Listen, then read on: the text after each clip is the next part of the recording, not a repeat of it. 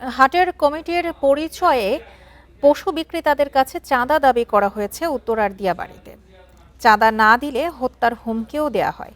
তবে ওই ব্যক্তিকে আটক করে ইজারাদারের কাছে নিয়ে যান বিক্রেতারা। ইজারাদার অবশ্য আটক ব্যক্তির সঙ্গে সম্পৃক্ততা স্বীকার করেনি।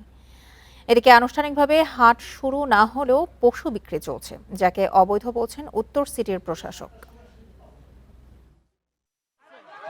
ব্যবসায়ীরা যে ব্যক্তিকে ধরে নিয়ে আসছেন তার নাম আব্দুল জলিল। দিয়াবাড়ি হাটের বিক্রেতাদের কাছে গরু প্রতি ২০০০ টাকা করে চেয়েছেন তিনি। ভীম লিকুইড এক ধোয়াতেই তেল চর্বি সব পরিষ্কার মাত্র ৫০ টাকায়।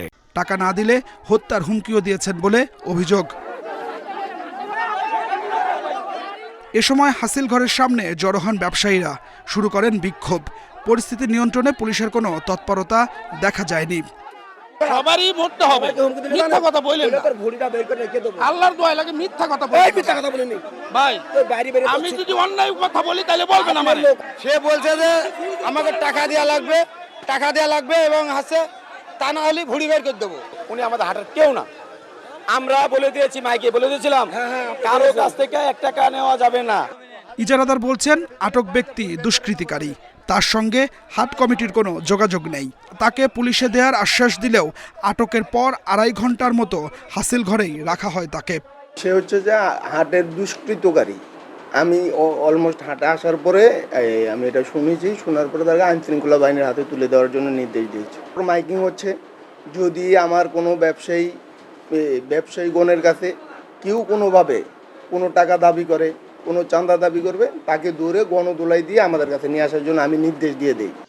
এদিকে শনিবার থেকে হাটগুলোতে বিক্রি শুরু হওয়ার কথা, অথচ বৃহস্পতিবারও বিভিন্ন হাটে বিক্রি হয়েছে কোরবানির পশু। দেখতে আসছি, ভালো লাগছে, এই জন্য কিনে নিয়ে গেছি। আসছি ঘুরতে, গরুটা ভালো পছন্দ, সেই জন্য নিয়ে নিছি। মোটা আমরা ২৩টা গরু নিয়ে আসছি নওগাঁ আহমদপুর থেকে। আজকে প্রথম একটা বিক্রি করলাম ১,১৬,০০০ দিয়ে। না, আমি এমনি ৭-৮ দিন আগে কেনা হয়। যদিও উত্তর ঢাকার প্রশাসক বলছেন সময়ের আগেই এমন বিক্রি অবৈধ। কোরবানির হাট শুরু করব আমাদের নিয়ম অনুযায়ী ৫ দিন। এর আগে যদি আপনারা হাটে বেচা কিনা বা কোনো ধরনের তথ্যপত্র থাকে, সেটা কিন্তু আপনার অবৈধ থাকবে। এই ব্যাপারে আপনাদের দৃষ্টি রাখতে হবে। এদিকে আগারগাঁওয়ে বসানো অবৈধ পশুর হাট উচ্ছেদ করেছে ডিএনসিসি। জরিমানা করা হয়েছে ৩ ব্যবসায়ীকে।